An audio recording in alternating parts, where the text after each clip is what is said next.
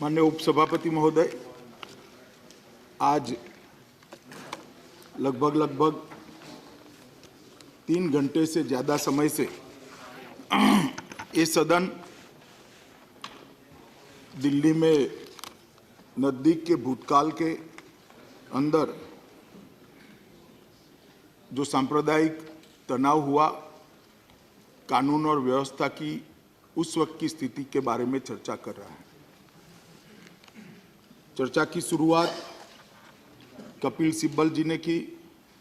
इसमें सुधांशु जी, श्रीमान Derek O'Brien, Shri Balasubrahmanyam जी, जावेद अली खान, प्रसन्न आचार्य जी, बंदा प्रकाश जी, मिस्टर करीम, तिरुचि शिवा, स्वपन दास गुप्ता, नरेश गुजराल, अशोक सिद्धार्थ, आनंद शर्मा जी, श्री विजय गोयल जी, मनोज झा जी, श्रीमान संजय सिंह जी, प्रकाश जावड़ेकर जी, अब्दुल वहाब जी, सीनियर सदस्य श्री वाइको, श्री भूपेंद्र यादव जी, विनय विश्वम जी और अमर पटनायक जी ने इसमें चर्चा को सार्थक बनाने के लिए अपनी अपनी ओर से अपने अपने विचारों को इस सदन के पटल पर और सदन के सदस्यों के माध्यम से देश के सामने रखने का प्रयास किया है।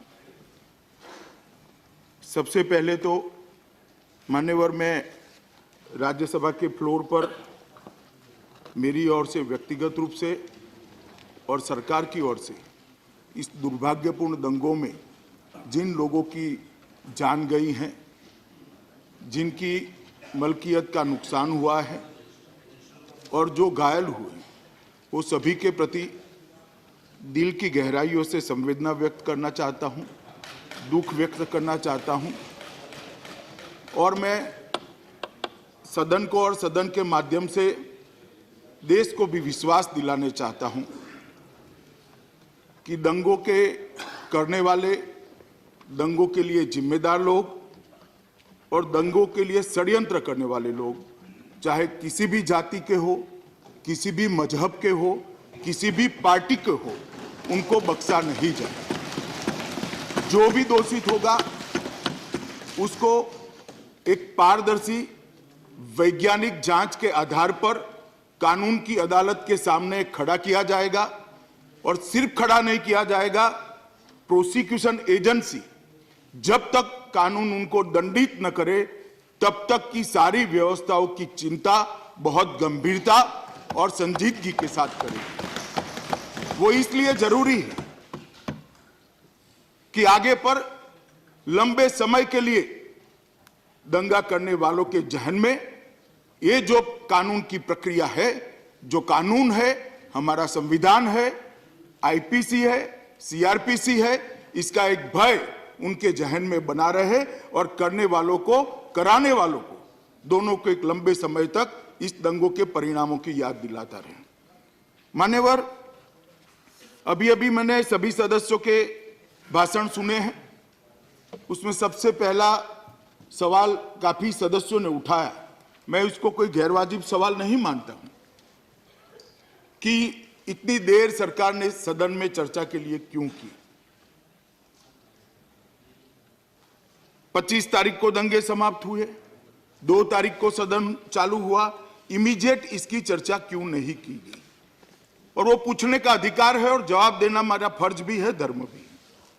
मान्यवर, मैं इतना कहना चाहता हूं कि 24 तारीख दोपहर को ये रिसेंट दंगों की पहली सूचना आई और अंतिम सूचना 25 तारीख की रात्रि को 11 बजे आई। सिब्बल साहब ने मुद्दा उठाया, मैं इसका बाद में जवाब दूंगा, परंतु मैं रिकॉर्ड की बात कह रहा हूं कि 25 तारीख की रात को 11 बजे सूचना आई। तो 2 तारीख को जब सदन शुरू हुआ तब दंगे समाप्त हो चुके थे।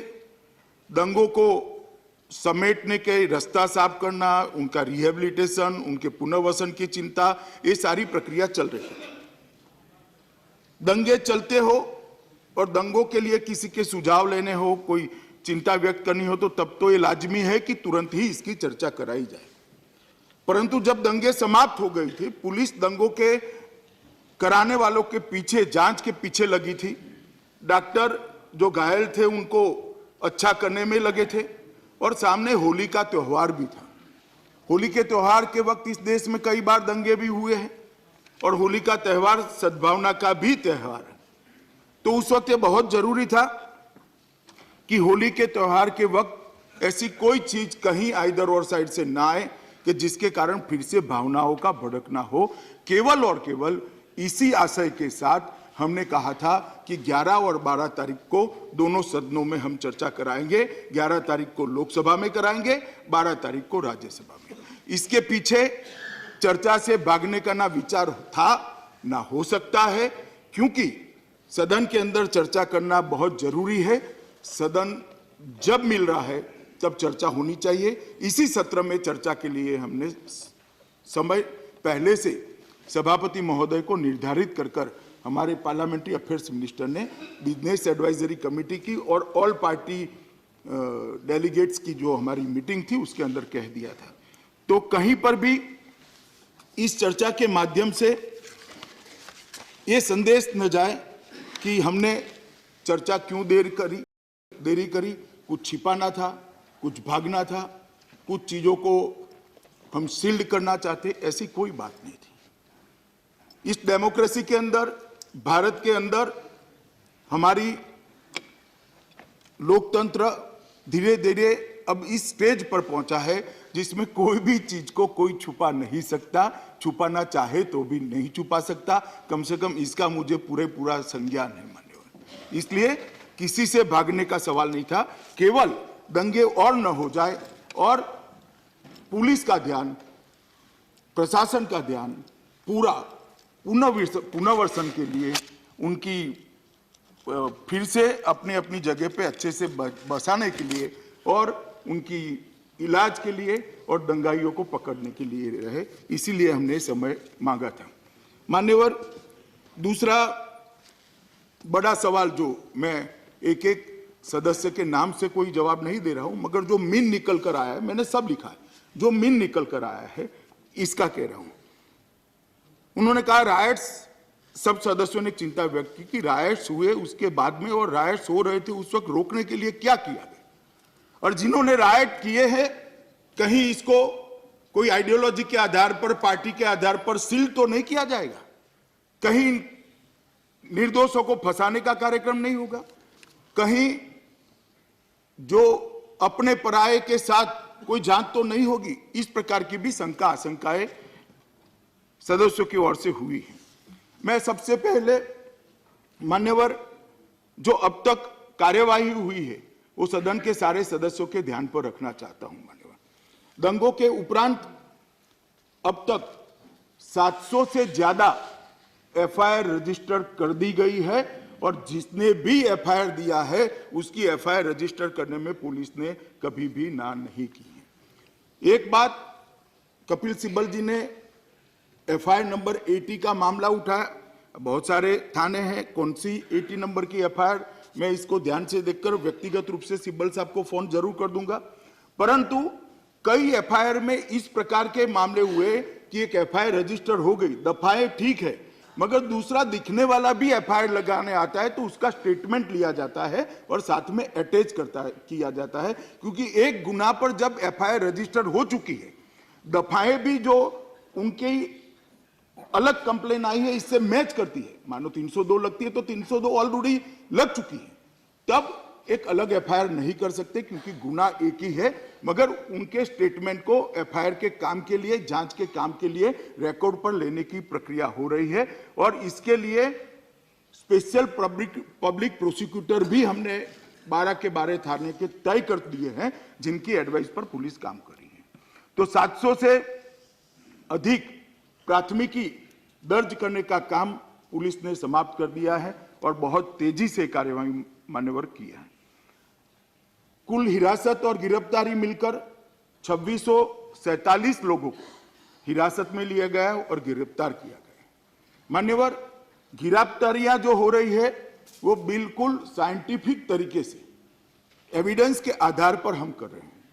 हमने दंगे समाप्त होने के दूसरे ही दिन एक एडवर्टाइज दी थी, आम जनता को दी थी, और पुलिस आयुक्त ने सभी मीडिया हाउस को फोन कर रिक्वेस्ट की थी कि जिसके पास दंगे का कोई भी वीडियो फुटेज हो, किसी भी प्रकार का क्लिपिंग हो तो कृपया ये ईमेल एड्रेस पर आप भेज दीजिए, इस व्हाट्सएप पर भेज दीजिए और इधर और साइड से समाज सेवियों की ओर से, मीडिया कर्मियों की ओर से, जनता की ओर से और जनता के सभी वर्गों की ओर से लगभग ढेर सारे फुटेज हमारे पास उपलब्ध है, जिसका हम डिटेल स्क्रूटनी कर रहे हैं।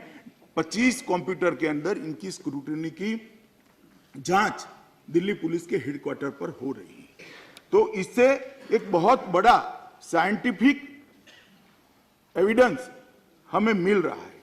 और मैंने जैसे पहले कल कहा था, ओबरायन साहब ने एक थोड़ी आपत्ति भी दर्ज की कि भाई फेस आइडेंटिफिकेशन के आप जो सॉफ्टवेयर का उपयोग कर रहे हो, इसमें निजता का भंग हो रहा है।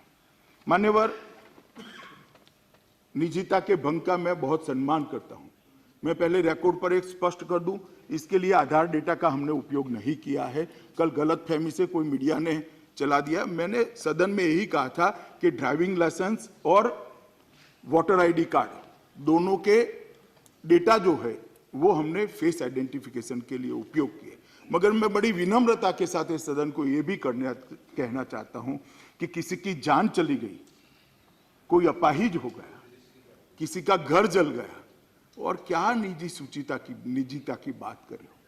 पुलिस को अधिकार होना चाहिए मान्यवर कि जिसने दंगा किया है इसको वैज्ञानिक तरीके से लेकर कोर्ट के सामने खड़ा करे और कठोर से कठोर सजा देने की। और मान्यवर, इसमें हमने सुप्रीम कोर्ट की कोई गाइडलाइन का भंग नहीं किया है।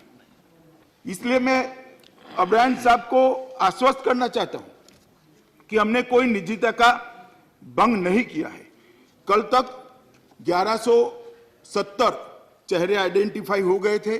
आज सुबह अपराह्न 12 बजे तक लगभग 1922 चेहरे और व्यक्तियों को आइडेंटिफाई कर लिया गया है, जो सीधे दंगे की साइट पर दिख रहे हैं, दंगा करते हुए, लोगों का नुकसान करते हुए, लोगों को जलाते हुए, पथराव करते हुए या हत्या करते हुए।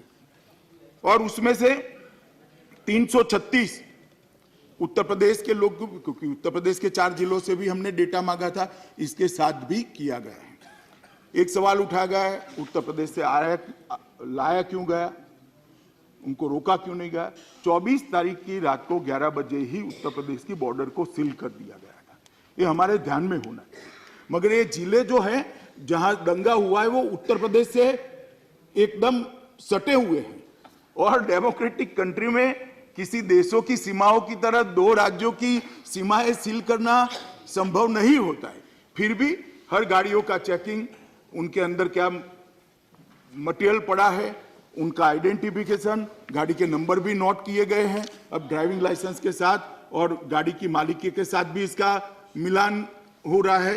ये सारी चीजें हो रही हैं और लगभग 50 ऐसे मामले निकाले हैं। मैं ये भी सदन को आश्वस्त करना चाहता हूं कि सभी संप्रदायों के घृणित अपराध के मामले हमने निकाले हैं, जिसमें किसी की जान गई है, धर्मस्थल तोड़े गए हो, किसी भी संप्रदाय के हो, या अस्पताल पर हमला हुआ हो, एजुकेशनल इंस्टीट्यूशन पर हमला हुआ हो। 2 हमारे जाबाज पुलिस अफसरों की हत्या हो गई, एक पथराव में मारा गया, एक की हत्या कर दी गई। ये सभी 50 मामले हमने 3 SIT, 2 थी, एक और बढ़ा रहे हैं, 3 SITओं के अंदर बांटकर इसका डिटेल इन्वेस्टिगेशन DIG और IG कक्षा के अधिकारी की सुपरविजन में हमने शुरू करा है। तो जो 50 गंभीर मामले हैं उसको हमने अलग लिया गया है। कई सारी घटनाओं में मान्यवर निजी हथियार चलने की भी घटनाएं आई हैं। ज्यादातर लाइसेंस बगैर के थे, ज्यादातर कंट्री मेड थे। ऐसे 49 मामले दर्ज किए गए, क्योंकि इजाओं पर से, मृत्यु के कारण पर से मालूम पड़ता है कि गोलीबारी से मरा है। लाइसेंस हथियार था या नहीं था वो भी, ऑटोमेटिक था या कंट्री मेड था वो भी मालूम पड़ता है। ये सब चीज़ों का ध्यान कर 49 मामले हमने दर्ज किए हैं। वो मामलों के अंदर 52 लोगों की गिरफ्तारियां हुई है और लगभग 125 जितने हथियार भी हमने जो राइट्स में उपयोग किए गए थे वो जब्त कर दिए हैं। मैं ये अब तक के आंकड़े कहता हूँ, मैं नहीं मानता ये पर्याप्त है, और गहन जांच चल रही है, मगर ये अब तक किया जा चुका है। ये कहा गया कि भाई सामाजिक समितियां, शांति समितियां, दोनों संप्रदाय के लोगों को इकट्ठा बिठाने का प्रयास करना चाहिए था।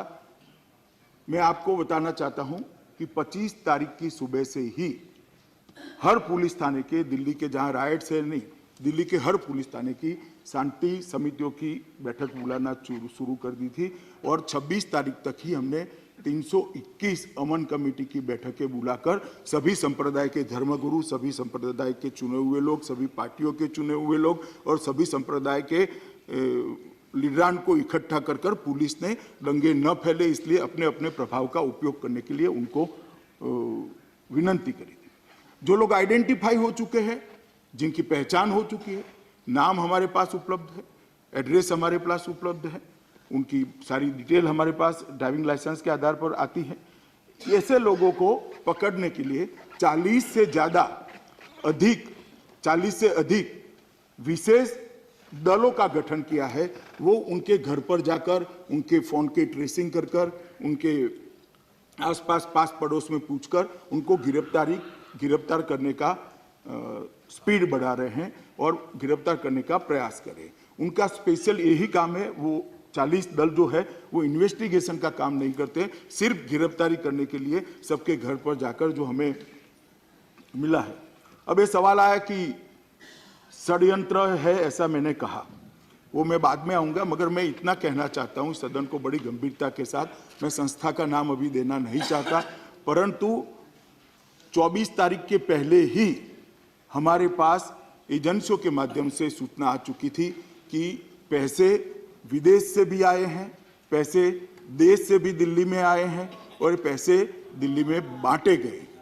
और वो पैसे जो बांटे गए हैं उनके लिए हमने उस वक्त ही जांच शुरू कर दी थी, मगर दुर्भाग्य से जांच प्राथमिक रूप से चल रही थी और दंगा हो गया। अब मैं इतना कह सकता हूं कि हम बहुत जल्द दिल्ली पुलिस इसकी घोषणा करेगी, मगर पैसे भेजने के लिए, पैसे लेने के लिए, हवाला करने के लिए और ट्रांसफर करने के लिए हमने 5 लोगों की गिरफ्तारी ऑलरेडी कर दी है।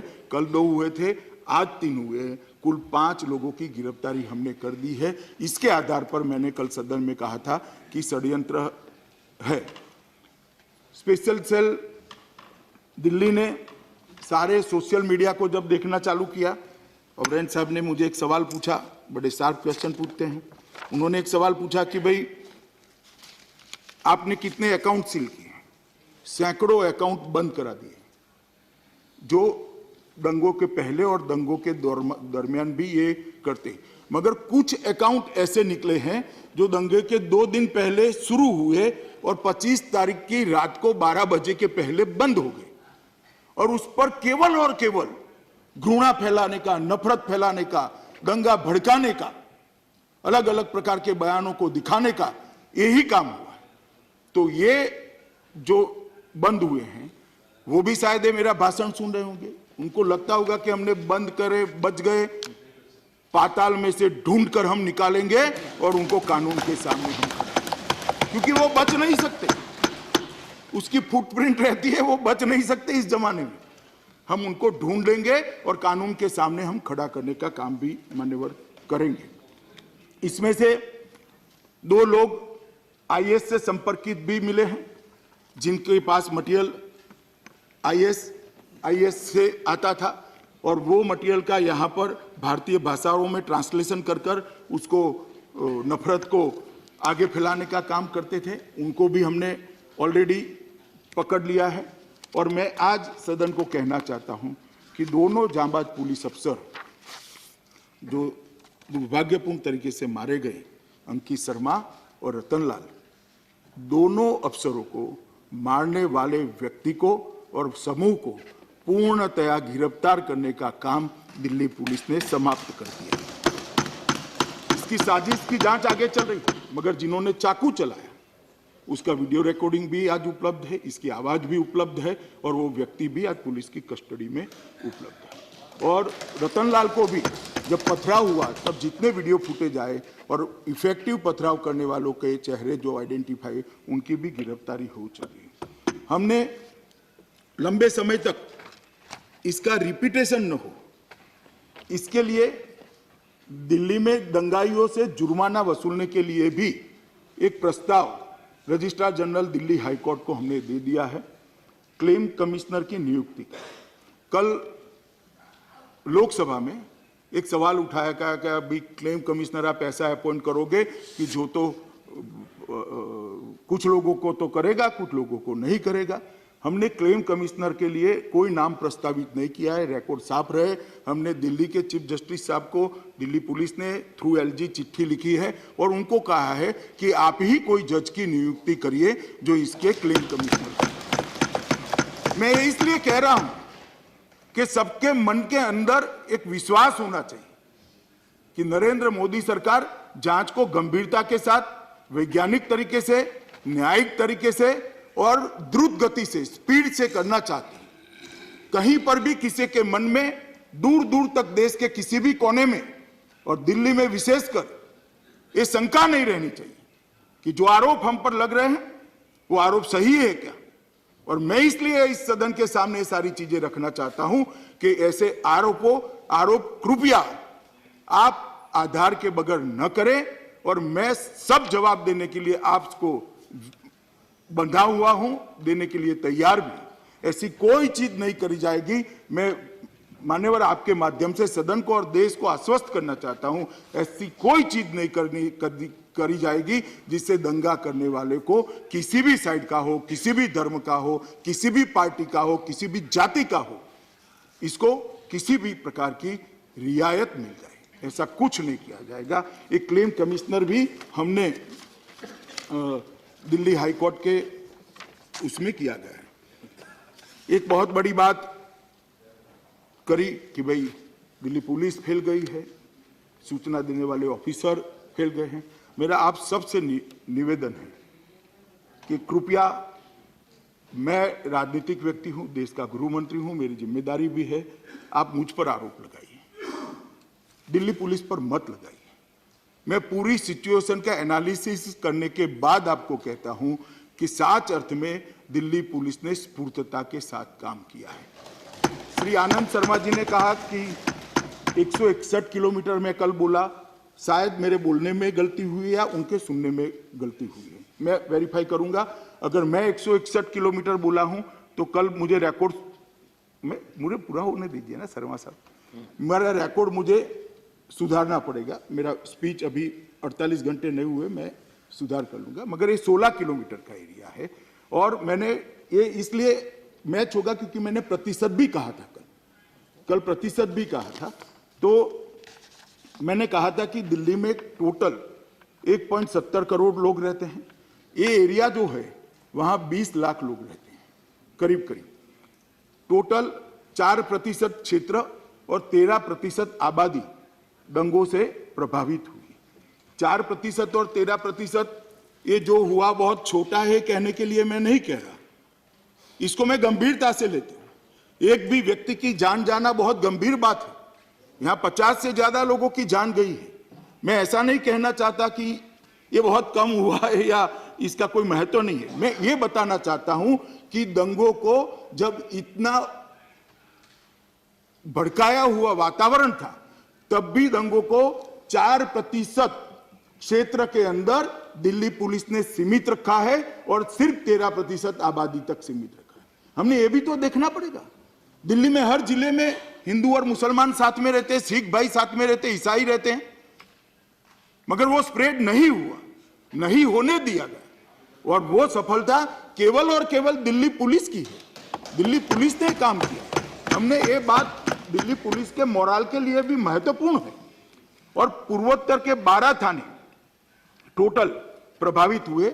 मैं नाम लेना नहीं चाहता, परंतु मैं इतना जरूर कहना चाहता हूं कि बहुत कम समय के अंदर, कम समय मतलब रिकॉर्ड पर मैं फिर से कह देता हूं कि 24 तारीख को अपराह्न पहले दंगे की सूचना मिली।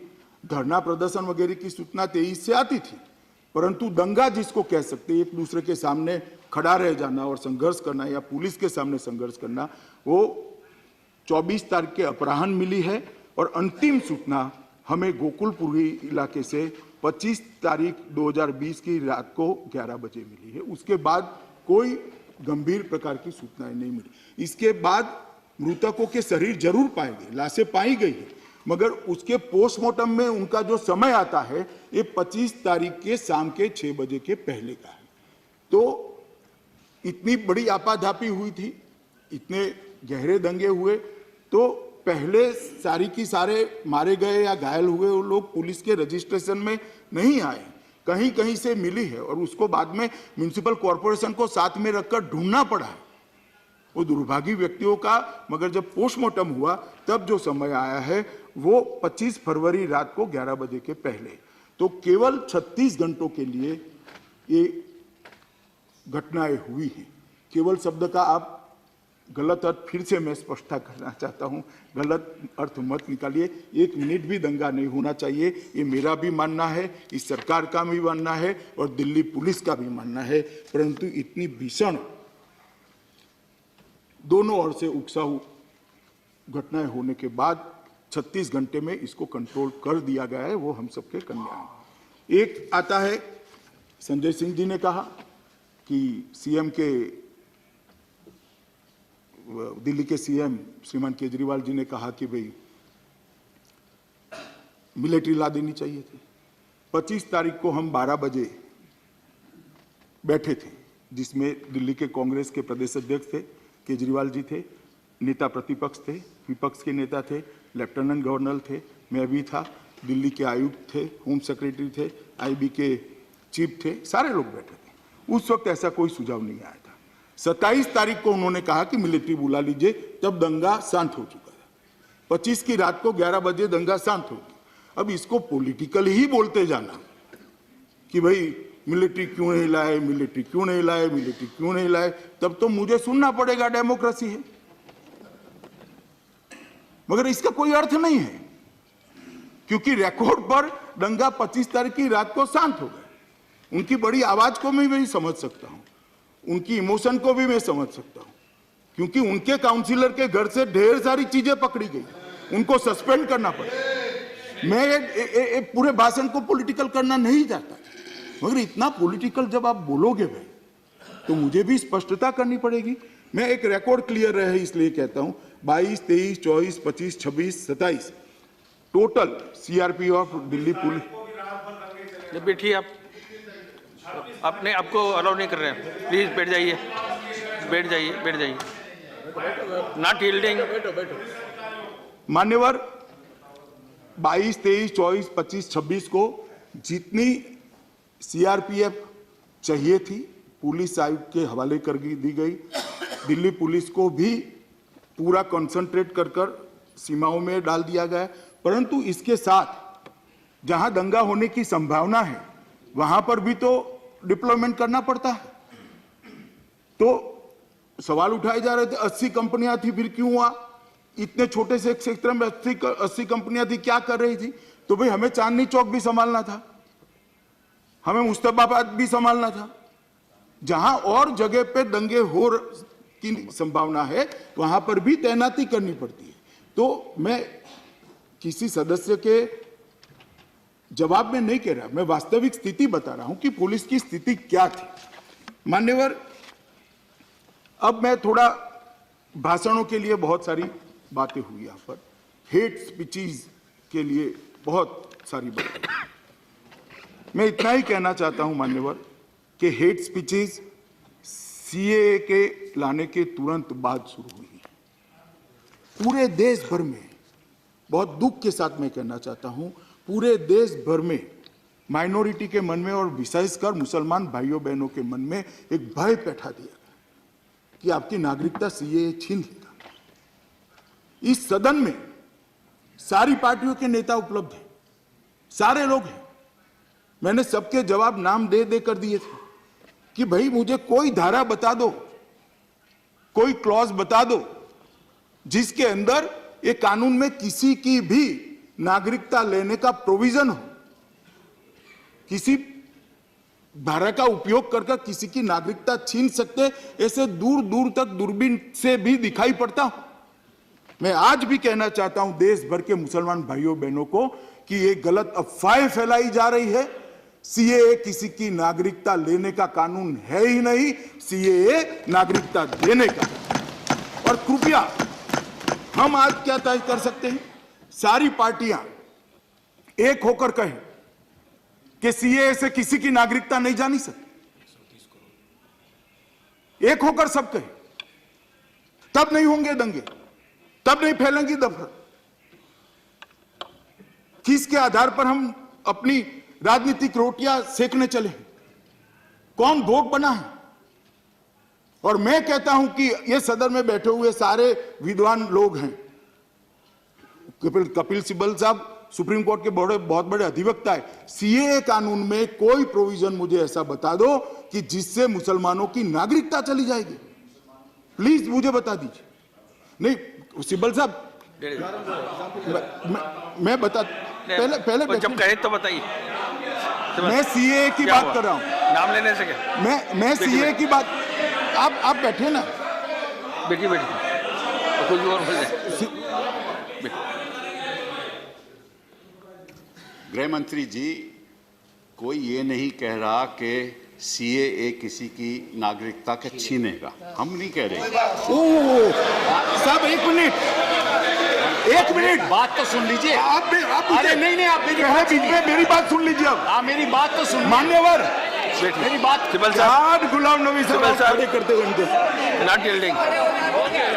कहता है, कानून ये कहता है कि जब एनपीआर होगा उसमें 10 सवाल, बात तो सुनिए मेरी, एनपीआर होगा उसमें 10 सवाल और पूछे जाएंगे, और जो एन्यूमरेटर है, जो राज्य सरकार का अध्यक्ष है, वो जाकर को पूछेगा, ये भी बता देता हूं, उसके बाद वो डी लगा देगा डाउटफुल, उसके बाद इंक्वायरी शुरू होगी। और ये मुसलमानों के प्रति नहीं है, ये गरीब लोगों के प्रति है, ये जो दलित लोगों के प्रति है, ये सब लोगों के।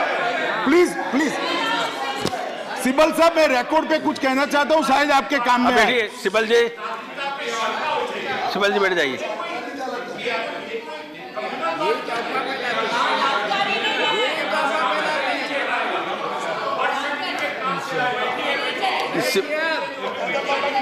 मैं बता देता हूं सब, मैं बताता हूं आपको,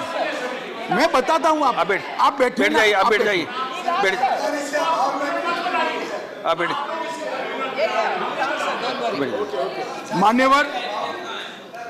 मान्यवर, मैं कितने भाषण कोट कर सकता हूं श्रीमान कपिल सिब्बल की पार्टी के नेताओं के, जो कहते हैं सीएए माइनॉरिटी के खिलाफ।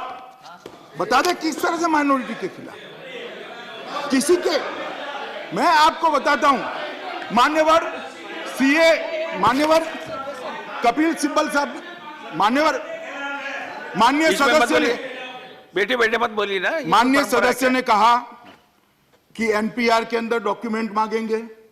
मैंने खुद स्पष्टता करी है, प्रेस रिलीज किया है कि एनपीआर के अंदर कोई डॉक्यूमेंट मांगा नहीं जाएगा। एक दूसरा पहले के एनपीआर में भी नहीं मांगा गया था, इसमें भी नहीं मांगा जाएगा।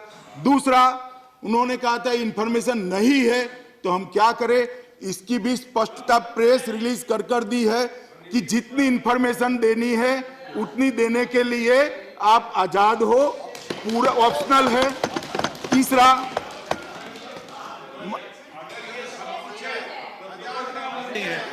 लेकिन ये आप लोगों ने स्पष्ट नहीं किया, एक मिनट, मैं मान्यवर, मैं आपको बताता हूं, चलो आपने अब तक नहीं सुना, मेरी बात आप तक नहीं पहुंची, तो मैं अभी कह देता हूं, लीजिए पहुंच गई, आमने सामने बैठे हैं, कृपया आप समर्थन करिए। मैं आपको भाई मैं स्पष्टता के साथ कहता हूं, एनपीआर में कोई डॉक्यूमेंट मांगा नहीं जाएगा। एक, दूसरा, जो इंफॉर्मेशन आपके पास नहीं है वो आप नहीं दे सकते हो। और तीसरा, कोई डीबी, मैं कह रहा हूं गृह मंत्री नाते राज्यसभा के पटल पर कह रहा हूं कि कोई डी लगने वाला नहीं किसी को। अब मेरी बात तो समझ लो, किसी को, इस देश में किसी को एनपीआर की प्रक्रिया से डरने की जरूरत नहीं है। और दूसरी बात है? आप बता दीजिए सदन में क्या मैंने बताया ना, जिसकी इंफॉर्मेशन खाली होगी उसको डी में डाला जाएगा, जो आपने कहा। नहीं? अरे सुनो ना, अरे बैठ जाओ, मान्यवर मुझे पूरी बात कहने दो। अरे पूरी बात तो कहने दो, बैठ जाओ पहले। 1 मिनट मुझे सुनकर बताओ, 1 मिनट। अरे मुझे सुनकर बताओ, पूरी बात सुनो पहले पूरी बात सुनो। 1 मिनट, 1 मिनट, ओ डायरेक्ट 1 मिनट, डायरेक्ट भाई 1 मिनट मुझे सुन लीजिए। मैं क्या कह रहा हूं, बैठ जाइए, मैं जवाब देता हूं ना। अरे विनय विश्वम जी, मैं जवाब देता हूं, सुनिए तो। मुझे बोलने भी नहीं देंगे यार। 1 सेकंड, आप सुनिए ना, मगर भाई को बैठिए भैया, थोड़ी सहिष्णुता बढ़ाइए, मुझे बोलने भी नहीं देंगे। तो मर गया। ऐसा नहीं है, मेरी बात सुनिए। मैं ये कह रहा हूं कि मैं अजीब, सुनिए, अभी मेरा वाक्य भी पूरा नहीं हुआ, खड़े हो गए। जिसकी जगह खाली होगी कोई भी, इसको डी लगा देंगे। जैसा आप कहते हैं ऐसा होने वाला नहीं है। मैं आप बोले अभी, मान्यवर 1 सेकंड, नहीं लगेगा।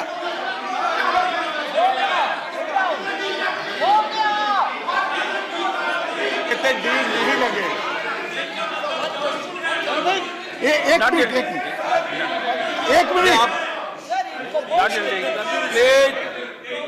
जाए। 1 मिनट। आई थिंक गृह मंत्री जी कह रहे हैं, अगर मैं अच्छी तरह से सुना, कि डी किसी के सामने नहीं लगेगा। हाँ जी, यही कह रहे हैं। हाँ जी, तो डी नहीं लगेगा जी। अच्छा ठीक। अब फिर भी सुनो भाई, अरे पीयूष क्यों बात कर रहे हो? फिर भी बैठ जाए हलवाई जी, 2 मिनट बैठिए। मान्यवर, फिर भी मैं कहता हूं, गुलाम नबी आजाद, आप बैठ जाइए ना, आप बैठ जाइए ना। मान्यवर, फिर भी मैं कहता हूं, गुलाम नबी आजाद सबसे वरिष्ठ हैं, नेता प्रतिपक्ष हैं। आनंद शर्मा जी गृह समिति, हमारी गृह की स्टैंडिंग कमेटी के अध्यक्ष हैं। विपक्ष के किसी भी सदस्य को अगर इसके बारे में डाउट है, गुलाम नबी साहब प्लीज लेकर आप आइए। मैं प्रायोरिटी के साथ आपको समय दूंगा। मैं चर्चा के लिए तैयार हूं, और इस भ्रम का मुझे कोई आपत्ति नहीं इस पर चर्चा। अफसरों की उपस्थिति में 1 सेकंड बैठ जाइए ना भाई।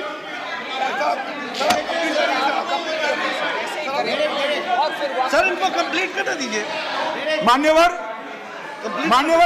मैं कहता हूं, मैं कहता हूं नहीं, Anand ji, no sir, he should be allowed to give the answer. They will not hear him out and then they'll walk out. Sharma ji, 1 minute. मान्यवर, माननीय मंत्री जी बोलने दीजिए भाई। अरे भाई सुनो, मान्यवर, मैंने कहा कि गुलाम नबी साहब सभी विपक्ष के दल के 1-2 चुनिंदा लोगों का सांसद के साथ, जो मेरे साथ चर्चा करने आना चाहता हो, लेकर आइए। आनंद शर्मा हमारे स्टैंडिंग कमेटी के चेयरमैन है, वो भी आए। ये विषय पर 1 सेकंड, अरे सुनो ना, मगर अध्यक्ष जी क्या बना रहे Not done, sir. इनको Let them listen. देखिए, मंत्री जी बोल रहे हैं, Let बीच them में listen, sir. इस प्रकार का व्यवधान खड़ा करना गरिमापूर्ण नहीं है। जब उनका वक्तव्य पूरा हो जाए तो आपको कुछ पूछना है, तो वो उसका उत्तर देने के लिए अनुकूलता होने से उत्तर देंगे। मान्यवर, मैं इसलिए कहना चाहता हूं क्योंकि अभी राइट्स पर चर्चा हो रही है। एनपीआर के लिए आप मेरे साथ कभी भी, गुलाम नबी साहब आइए, 1 या 2 दिन की प्रायोरिटी में मैं आपको समय दे दूंगा, और हम सार्थक चर्चा करेंगे। अधिकारियों को भी उपस्थित रखेंगे, जिससे सारे भ्रमों का निरसन हो जाए।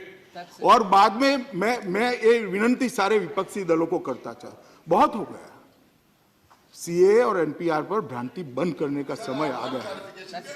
नहीं, मगर उसमें आ जाओ ना भाई, उसमें आ जाओ ना। डायरेक्ट भाई आप भी आना, आप भी आना। आप भी आना, आप भी आना। मान्यवर, Not yielding. There बैठिए. Please sit down. Please sit down. Not. मान्यवर, I'm not allowing you. He is not yielding. I'm not allowing you. Please. This is not done. He is not allowing. Direct, this is not done. My God. Direct आप प्रतिनिधि मंडल में आ जाइए He direct. is not yielding. Ghulam Nabi Azad के वरिष्ठता में Please. बाद में देर बैठी. मान्यवर, Please sit down. Yes. मान्यवर, दोनों ओर से हेट स्पीचेस Please. की बात हुई, हम सब ने स्वीकार करना पड़ेगा। हो सकता है सीए के लिए आपके मन में कंफ्यूजन हो, कोई शंका हो, जो भी था, मगर देश के मुसलमान भाई बहनों के मन में, माइनॉरिटी के मन में एक बड़ा इसके कारण शंका का वातावरण खड़ा हुआ है। इसको क्लैरिफाई करना चाहिए, इसका निरसन करना चाहिए, इसका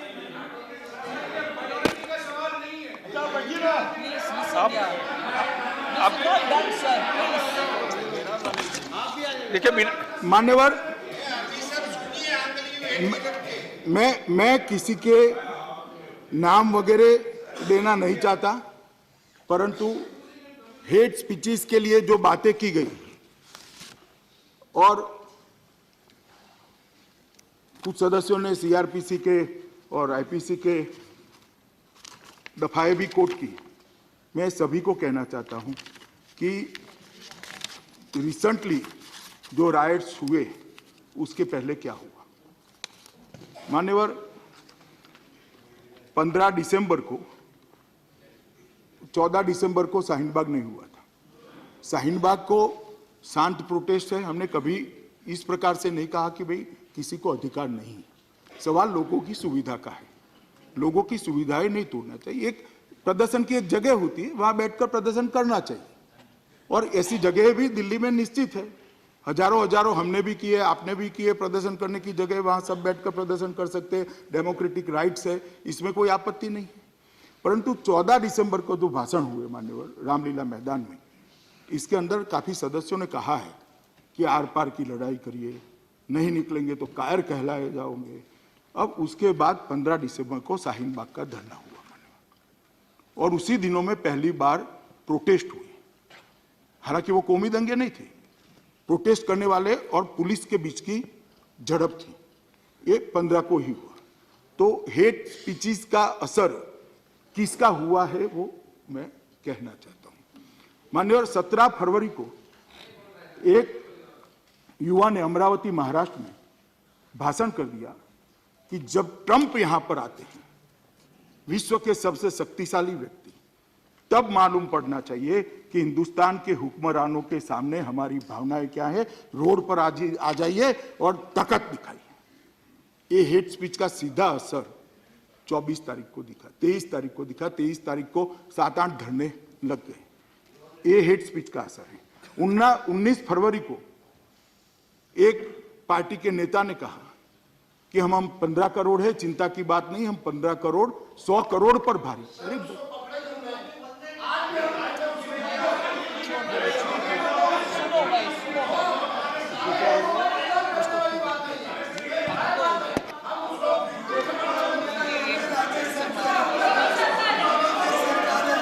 मान्यवर, बोलने ही नहीं देंगे तो कैसे होगा। सर, महाराष्ट्र में किन का मान्यवर, और बाद में 23 तारीख को 7-8 जगह पे ये नॉर्थ ईस्ट के क्षेत्र के अंदर धरना की शुरुआत हुई, और उसके बाद में इससे बढ़ते बढ़ते जो एंटी सीए प्रोटेस्ट था वो धीरे धीरे कम्युनल दंगों में कन्वर्ट हुआ। मान्यवर, मैं इतना ही कहना चाहता हूं कि हेट स्पीचेस किसी की भी बख्शनी नहीं, आपस में बातचीत नहीं। और ये जो जज की ट्रांसफर की बात है, कानून मंत्री जी ने ढंग से इसकी सफाई दी है, मगर देश और दुनिया के सामने आना चाहिए कि जज की ट्रांसफर का ऑर्डर सिर्फ भारत सरकार करती है। ट्रांसफर की सिफारिश कॉलेजियम करता है। कॉलेजियम सुप्रीम कोर्ट के मुख्य न्यायाधीश की अध्यक्षता में बैठता है। उनकी सिफारिश होती है, बाद में जज की कंसेंट ली जाती है, और इस केस में सिफारिश भी 12 फरवरी को आ गई थी, जज की कंसेंट भी 2 दिन पहले आई थी, एग्जीक्यूटिव ऑर्डर सिर्फ उस दिन निकला है।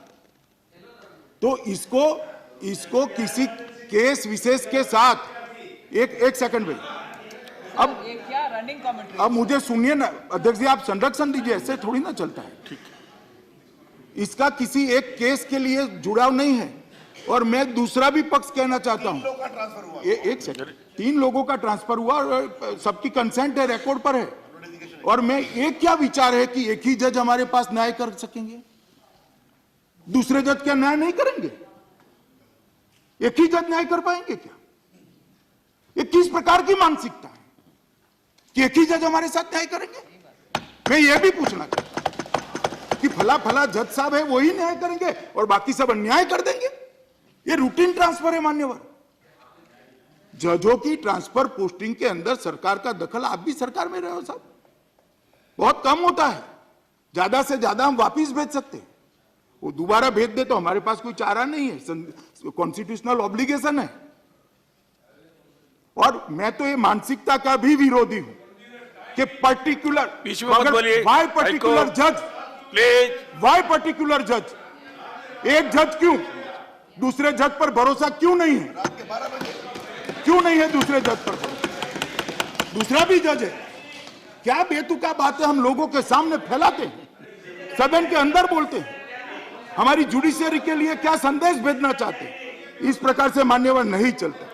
मान्यवर, मैं इतना ही कहना चाहता हूं कि ये जो हेट स्पीचेस हुई हैं, वो हेट स्पीचेस, पैसा भेजने की साजिश, कुछ अकाउंट्स का 23 तारीख के पहले खुलना और 25 तारीख की रात को बंद हो जाना, ट्रंप जब आए तब ताकत दिखाना है, और उसी वक्त एक सीमित समय में दंगे होना।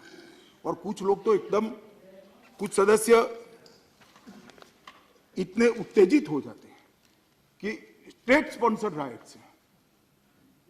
मैं इतना कॉमन सेंस तो भैया आप इस्तेमाल करो, जब अमेरिका के राष्ट्राध्यक्ष भारत में आए हो, मेजबान देश के प्रधानमंत्री हो, तब मेरी सरकार स्टेट स्पॉन्सर राइट का मुहूर्त ऐसा निकालेगी क्या? जरा कॉमन सेंस तो इस्तेमाल करो भाई, क्या आरोप लगा रहे हो? दंगे कराना हमारी फितरत नहीं है साहब, हमारी फितरत है दंगे करने को ढूंढ ढूंढ कर जेल की सलाख। और मैं जो कहता हूं, मेरी पार्टी के साथ, मेरी आइडियोलॉजी के साथ दंगों को जोड़ने का प्रयास आजादी से हो रहा है, मगर साहब आंकड़े कुछ अलग है, आंकड़े कुछ अलग है। 1967 बीजेपी सत्ता में नहीं, 69 सत्ता में नहीं, 67 रांची हम सत्ता में नहीं थे, 67 अहमदाबाद हम नहीं थे, सब बोलता हूं सुनिए जरा, जलगांव 70 हम सत्ता में नहीं थे, जमशेदपुर 79 हम सत्ता में नहीं थे, मुरादाबाद 80 हम सत्ता में नहीं थे, आसाम 83 हम सत्ता में नहीं थे, अहमदाबाद 85 हम सत्ता में नहीं थे, भागलपुर 89 हम सत्ता में नहीं थे, 89 दिल्ली हम सत्ता में नहीं थे, 90 हैदराबाद हम सत्ता में नहीं थे, अलीगढ़ 90 हम सत्ता में नहीं थे, सूरत 92 हम सत्ता में नहीं थे, कानपुर 92 हम सत्ता में नहीं थे, भोपाल 92 हम सत्ता में नहीं थे,